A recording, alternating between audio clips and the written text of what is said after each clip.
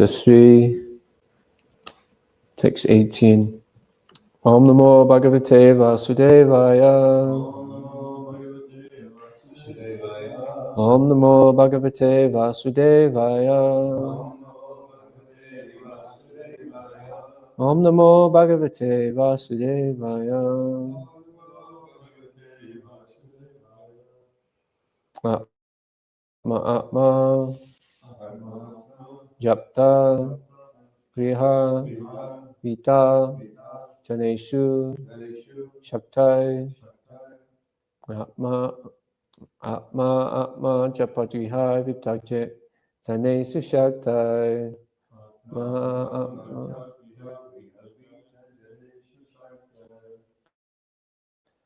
Dusprapanaya Guna Sangha Vivajitaya Dusprapapnaya Guna Sangha Vivajitaya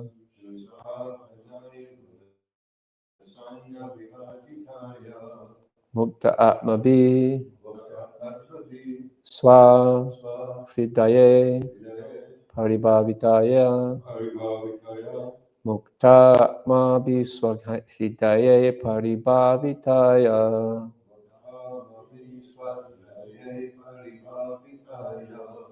Jnana Mane Bhagavate Nama Ishvaraya Jnana Mane Bhagavate Nama Ishvaraya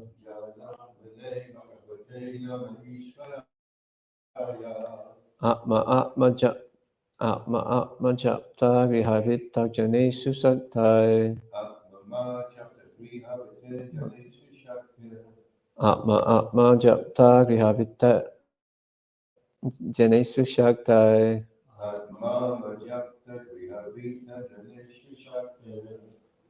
Dusprapanaya Gunasanga Vivajitaya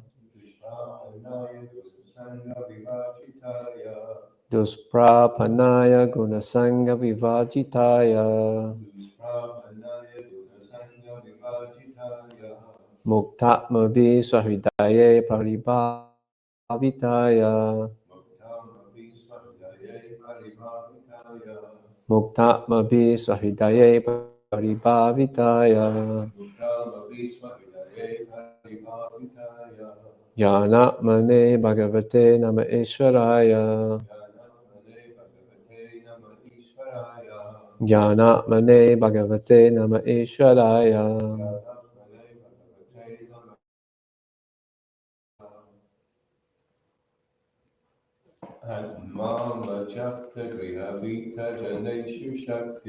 Atma Gratapta Grihavita Janesu Shakti Dusprapanaya Gunasanga Vivajitaya Mukta Swahidaye Paribhavitaya Jnana Mane Bhagavate Nama Ishvaraya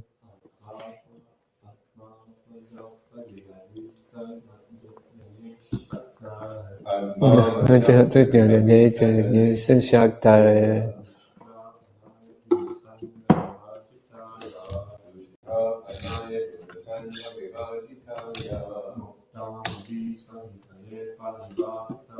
Mukta Mabi Swahidaye Paribhatitaya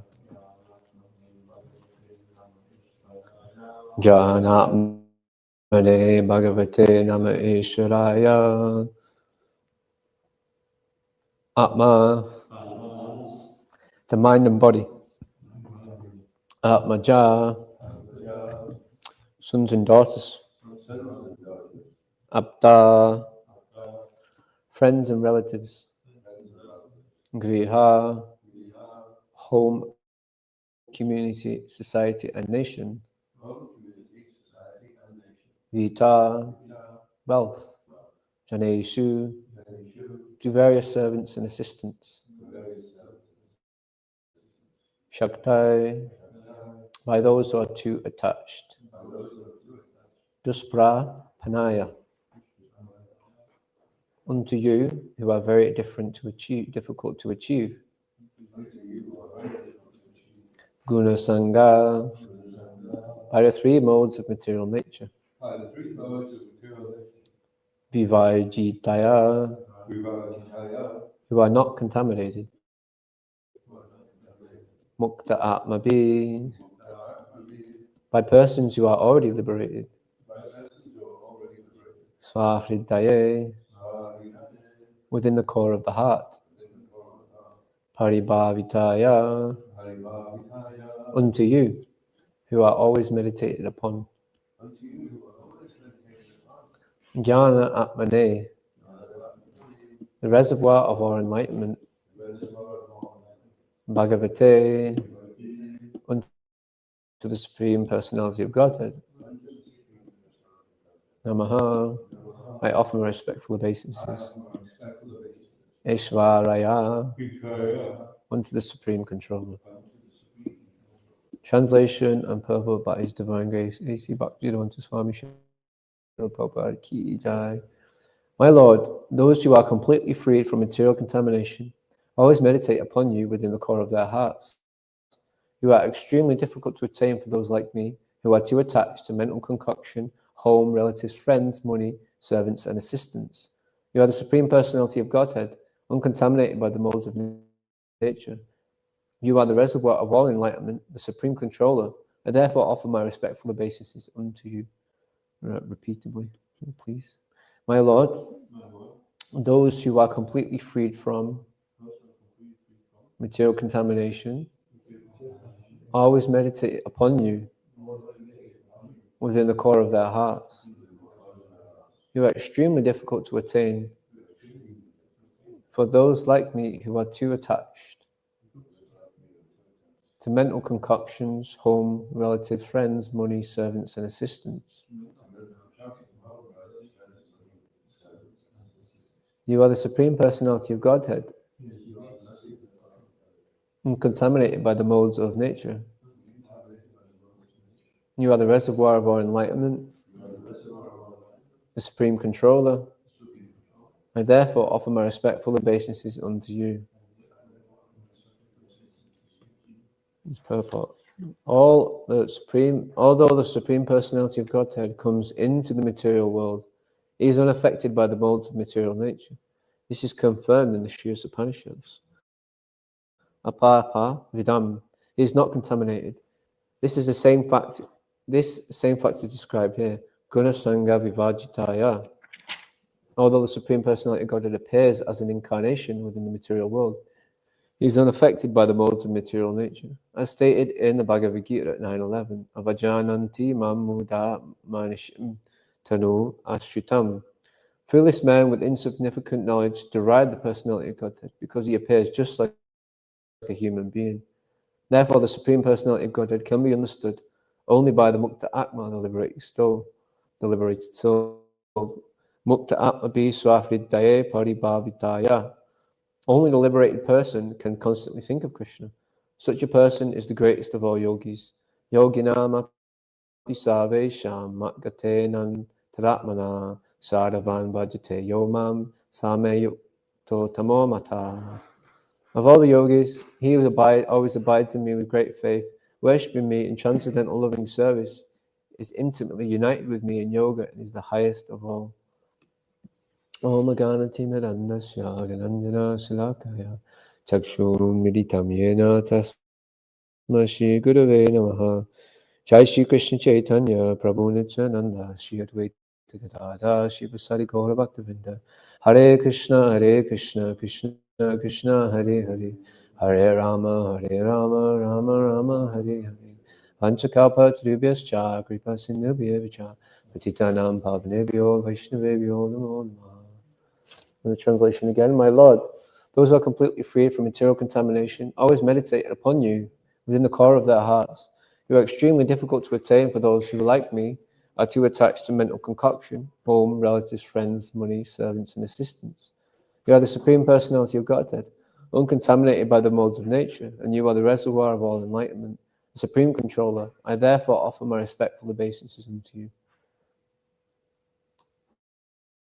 So it's nice. We keep going through these Gajendra prayers. And the further we go on, the sweeter they seem to get. There's lots of knowledge coming out, and now Gajendra is just wants to glorify the Lord. And in the purport, as I was reading through, it was making me think about how Krishna's within the material world, but not. Well, he's part of it, but not in it. Like the lotus flower on the water. So he's not like contaminated by the dirt or the water. Just as devotees, we also have to try to develop this quality. We have, like, especially if we're on the street, we have to try to be transcendental to what's going on around us. I definitely experienced that yesterday. Trying to be not quite getting there. So many things happening that are very contrary to devotional service, and trying to remember Krishna all the time. So as a practice, we have to try to remember Krishna and never forget him, so we can remain unaffected by the modes of material nature. But I guess first we have to rise above through the modes of material natures, right? We have to go up from the mode of ignorance to the mode of passion to the mode of goodness, and then eventually we can be unaffected by the modes of material nature. And I think it's in this Vasudev Sattva or Shuddha Sattva platform of pure goodness. And that way we can actually practice devotional service properly.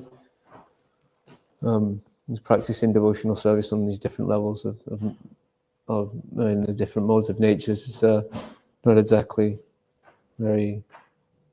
It's not the highest anyway. There's still some purification there. But anyway, through the practice of devotional service, we'll get some purification. I remember reading that devotional service means purification of the senses. So through this process of devotional service, our senses become purified, and we can actually try to get to this stage of Vishuddha Sattva.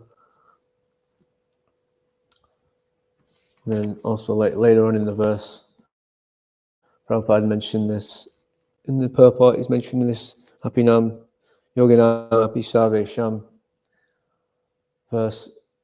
It's a very nice verse, and it's quite a high level, and it also makes me think of the other verse, Man Mava Bhava Mad Bhakto. I don't know it, so I'm just going to find it in the Bhagavad Gita. 9, you know it, Raina?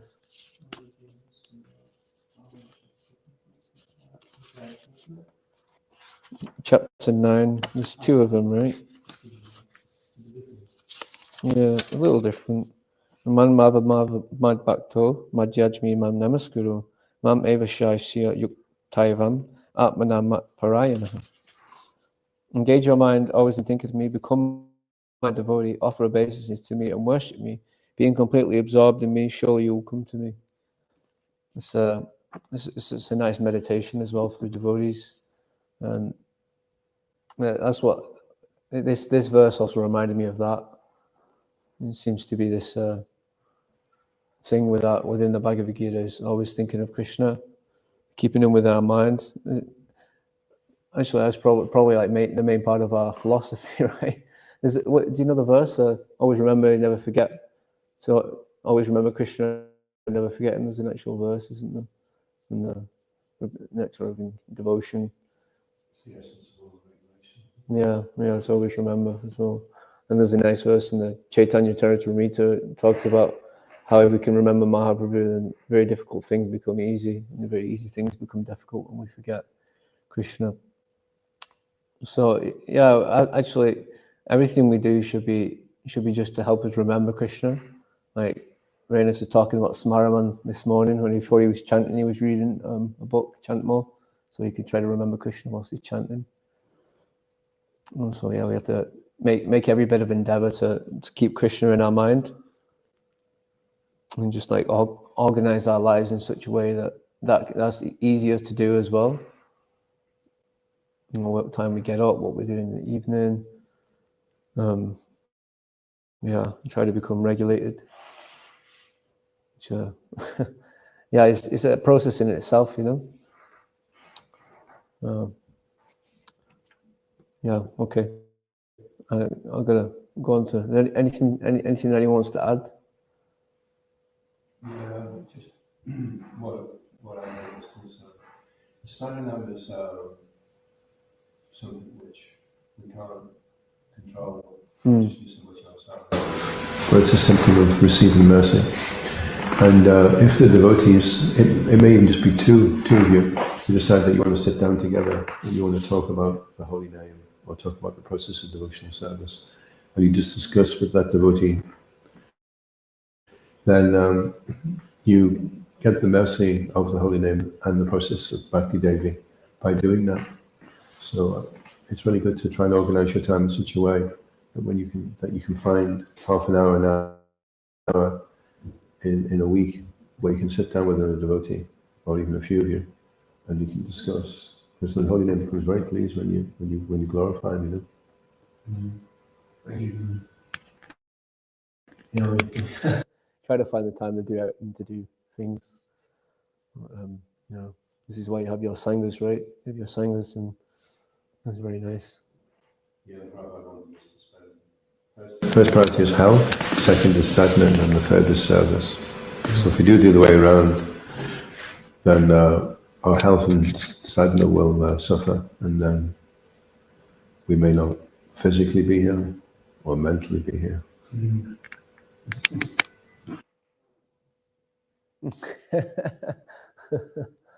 Thank you, Prabhu. Anything from Rainus?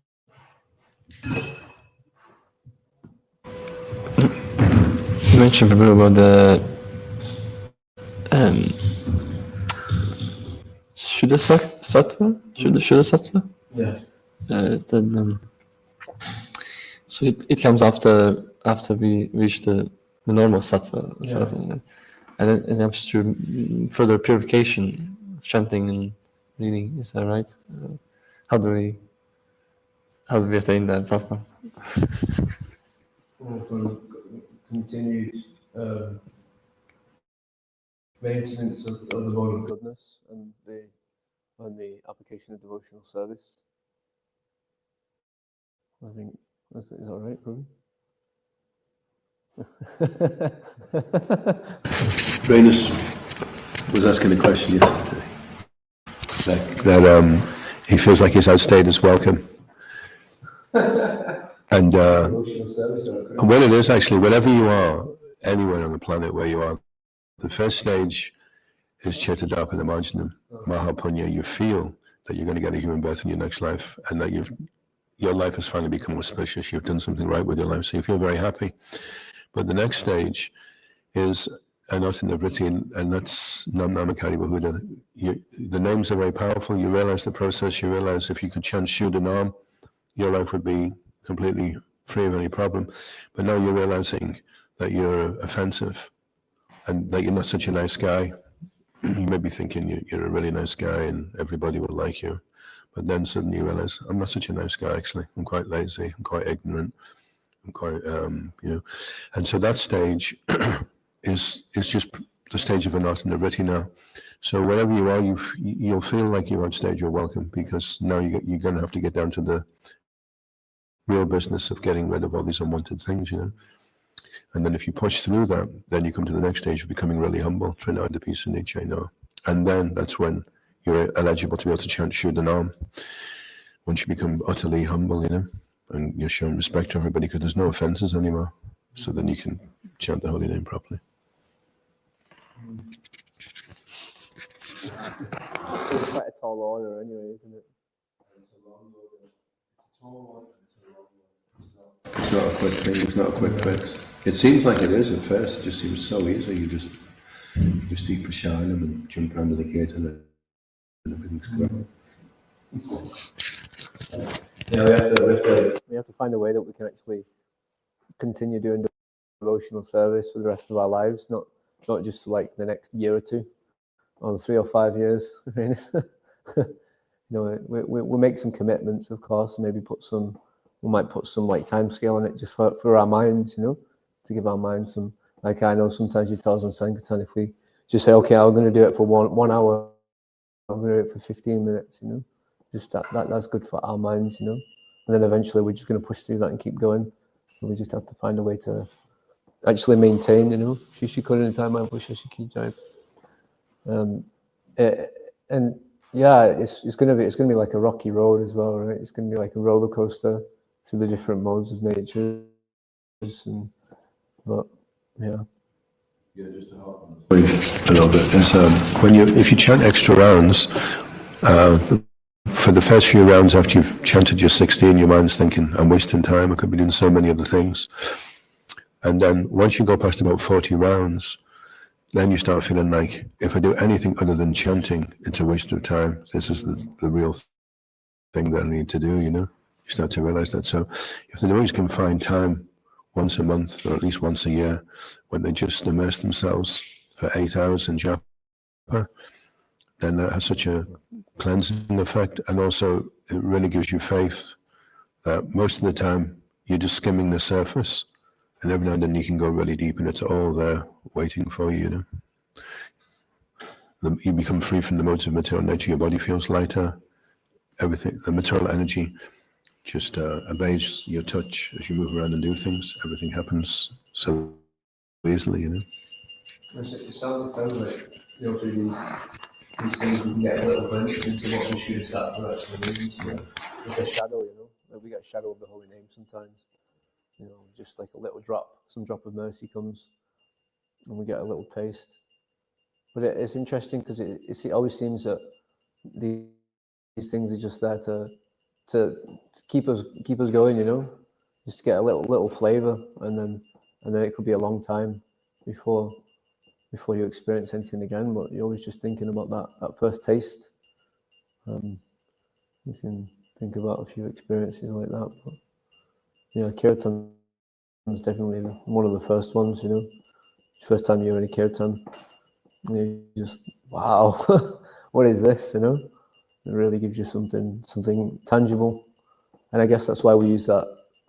We always have that saying, "The proof of the pudding is in the eating." Like George Harrison said, Is this really true? Whole process of sadhana bhakti is also to go to the holy Dham. And sometimes you're practicing austerities and tapasya here, and you feel like nobody's really noticing it. It's just going unrecognized, and you can feel a little bit like an unsung hero. And when you go to the Dham, you really feel like the Dham has recognized every single thing that you've done. There's so much reciprocation there. It really inspires you to want to come back and do the same thing again. Yeah. It came into my mind a little bit. There's that verse about Vidura having the the Supreme Lord's within his heart, so he's the Holy Dham is within him, So like the pure devotees are like the Holy Dham's there with them. So I think I get this feeling that when when your spiritual master comes or some senior devotees come, they bring the Dham with them, and you get the same kind of reciprocation sometimes, it's really quite sweet,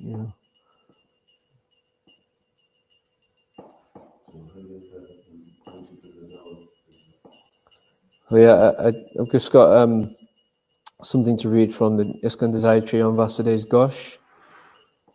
Vasudev Ghosh is quite he's like the character that said he'd take all the sinful reactions of. Is it that one, or is that? No, it's Data. Oh, Vasudev Data. Okay. Well, this maybe take about 10-15 minutes to read. It's from ISKCON Desire. So, three brothers, Vasudev Ghosh, Madhava Ghosh, and Govinda Ghosh, were expert singers. Srinachinanda Prabhu himself would dance as they sang. According to some, their maternal uncle's house was in the village of Buran in Slehet. Their father later took up the residence at Kumarahata. After residing there for some time, the three brothers came to live in Navadvip. They were born in a family of Uttararadya Satyas, and they were intimate associates of Sri Sri Nitai Gauranga. Srila Bhaktisiddhanta Saraswati Thakur states that they are immediate expansions to Srimati Radhika's body. All three of them composed very sweet songs describing the Leelas of Sri Gaurasunda and Sri Krishna. They have particularly described the childhood pastimes of Gaura Hari, his Sankirtan pastimes and acceptance of sannyas, as well as descriptions of the beauty of Sri Natyananda Prabhu. According to Gaur Gandesh Deepika, Sri Govinda, Sri Madhava, and Sri Vasudev were in Raj Leela as Kalavati, Rasolasa, and Guntinga Shakis. Vasudeva and Madhava were sent with Nityananda to preach in Bengal. Govinda stayed for some time with Mahaprabhu at Nilachal. Every year they would come to Puri to see Mahaprabhu and perform kirtan during the Rath Yatra. Later in life they took up residence at different places. Sri Govinda lived in Agradweep, Sri Madhava in Danhat, and Sri Vasudeva in Tamluk. So this is a Leela called Pinda Dan Leela. Pinda means to give. Dan's like donation, right? Okay. When Mahaprabhu set out for Sri Vrindavan from Nilachal with his devotees, Govinda Ghosh was also present. There is an incident described by one Achyutacharana Chaudhura. One day, Mahaprabhu, after accepting his noon meal, extended his hand, thus requesting some haritaki, dried fruit which aids in digestion. Govinda immediately ran out to bring some from some householders in the village near where they were staying. The next day, when Mahaprabhu similarly extended his hand after lunch, Govinda again placed in it some haritaki. Mahaprabhu looked at him and inquired as if to how he was able to provide it so quickly, whereas yesterday it had required some time to bring. Govinda replied that he had kept some for Mahaprabhu from yesterday. Mahaprabhu said that since he was saving things, he should remain in that village and become a householder. He should worship Sri Gopinath Ji there. As per the order of Mahaprabhu, Govinda began to worship Gopinath Ji, and after marrying, he had a son who would also assist him in the worship of the deity. But his wife, and then later his son, passed on to the next world. Govinda became very sad. In a fit of anger, he lay down on his bed. He didn't cook anything that day. Neither he ate anything, neither did he offer anything to Gopinath Ji. In the night, Gopinath came and began to massage Govinda's legs. Then he asked, I don't understand your intelligence. One of your sons dies and you decide, what's the point in feeding the other one? Let him die also. Govinda replied, I don't know what you're talking about. I only have one son.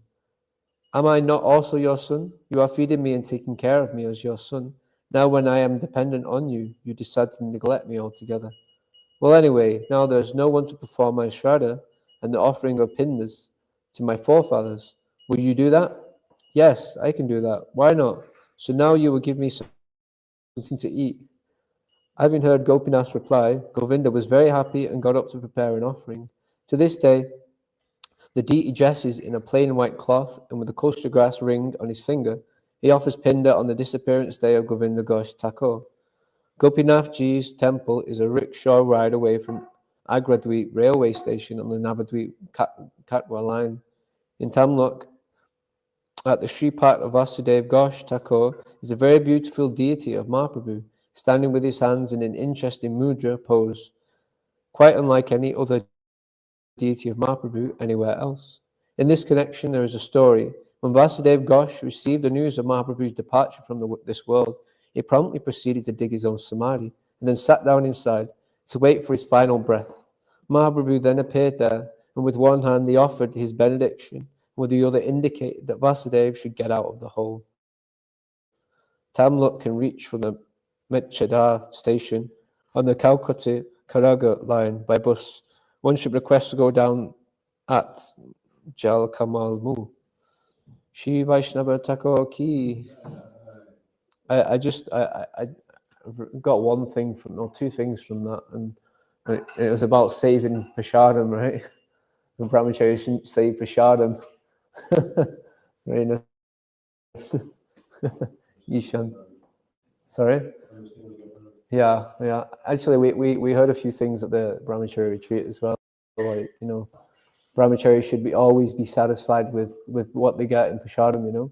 You should never be thinking, oh, I'd like this or I'd like that, or I don't like this and I don't like. They should be just satisfied with what's offered, you know.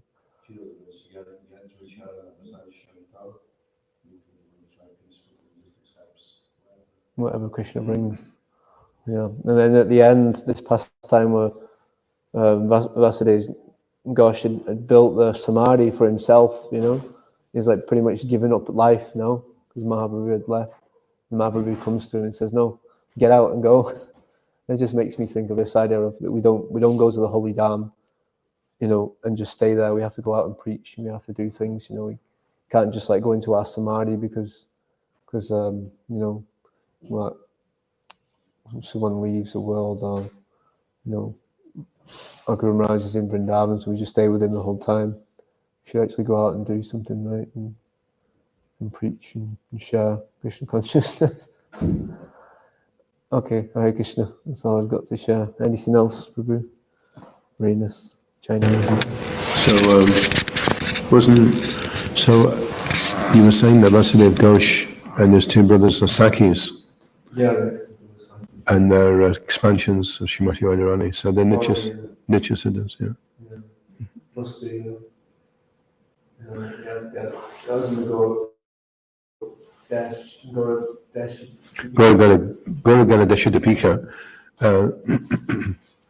Sometimes as well, one personality is referred to this way, and then there's another name is given to him somewhere else. And it can also be that the personality has 2 or 3 names, like Rati Manjari, Raghunath Das Goswami, is also known as Tulsi. There's another maybe, is it Gadada Pandit? He's got like a few different personalities, right? Yeah. He's present in a few places, and I think Arjuna as well, isn't it? He's also, and it's really difficult to comprehend, you know.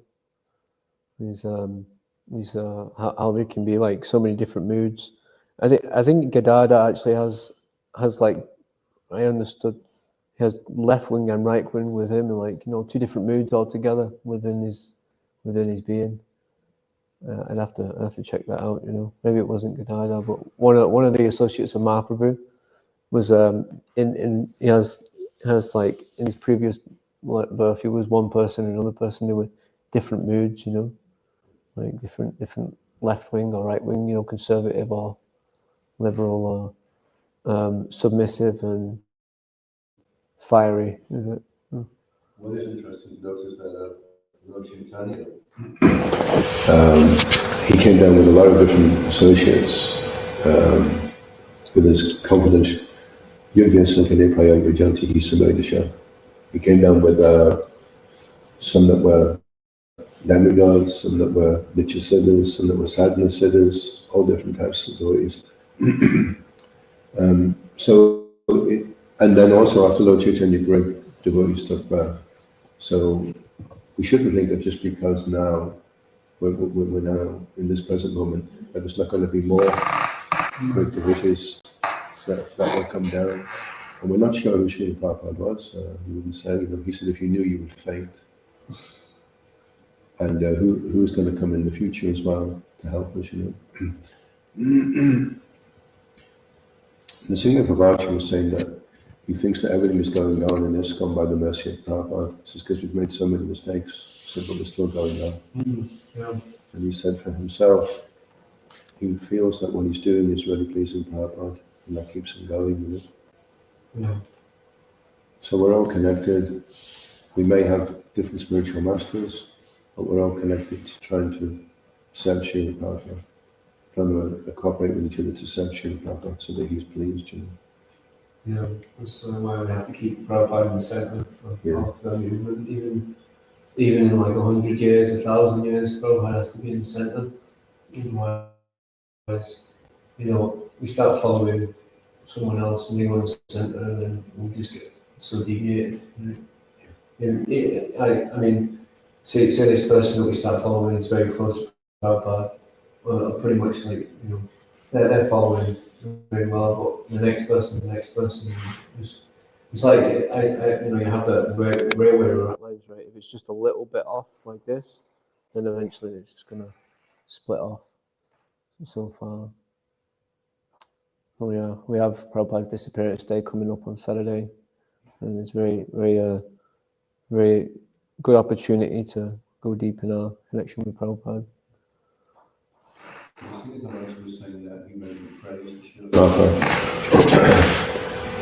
So he's advising me that that's a very powerful sadhana to do that, to kind of check in and report to Srila Prabhupada what you've been up to and what you're planning to do. And some Prabhupada disciples have said that the realization, and the Srimad Bhagavatam was saying the same thing, is that Prabhupada never left him still. He's always here, he's watching over everything going on.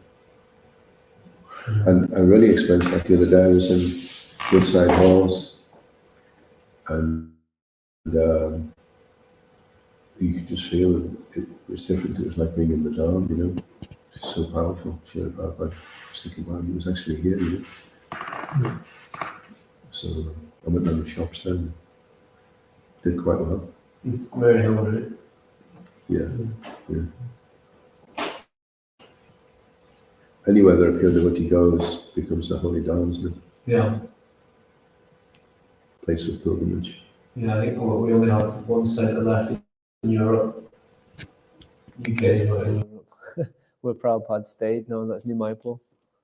All the other buildings have been sold or whatever. New Mayapur is the only place where Prabhupada's got his room, his original room, and they're trying to really preserve New Mayapur and keep it like a holy Dham, Very rich on Sankirtan. You can get a couple of million donated from Woodside Halls, and you can turn it into a museum of Srila Prabhupada. Hello. There's your order for the day, famous. Oh yeah, that's right. We have to keep it under 1 million. Yeah, 2 payments. The card readers, you have to keep it under 1 million. That's right, yeah. Jai, Srimad Bhagavatam, Gosraj, Ki Jai. Sama Vekta Bhakta Vrinda Ki Jai. Gaura Premanandi Hari Hari Bol. Hare Krishna.